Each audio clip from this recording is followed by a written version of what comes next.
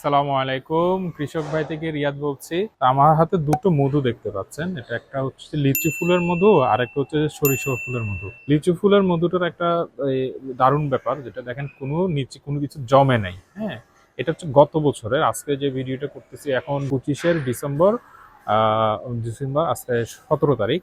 আর এই যে সরিষা মধু, এটা আমাদের গত বছরের, মানে 24-এর এরকম ডিসেম্বর শেষ জানুয়ারির দিকে কালেকশন করা মধু।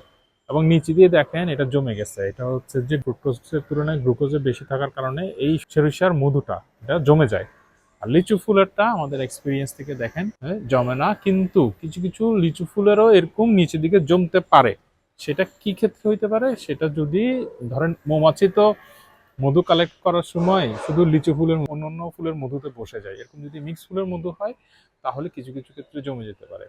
আর সাধারণত মৌমাছি একদম যদি লিচু বাগানের মাঝখানে থাকে এবং খুব বেশি দূরে যেতে না হয়, সে ফুল থেকে নেকটার খুব সহজে কালেক্ট করতে পারে, তখন এরকম ফ্রেশ লিচু ফুলের মধ্যে কোনো ধরনের নিচে জমবে না।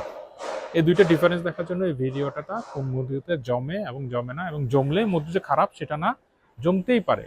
কিন্তু আপনারা মধু নেওয়ার সময় চিন্তা করবেন যাকে আপনি চিনেন। এখন মধু নিয়ে অনেকেই কাজ করতেছে, যার সাথে আপনার রিলেশন খুব ভালো, যাকে ট্রাস্ট করা যায়, যাকে আপনি চিনেন, তার থেকে মধু নিতে পারেন। থ্যাংক ইউ, আসসালামু আলাইকুম।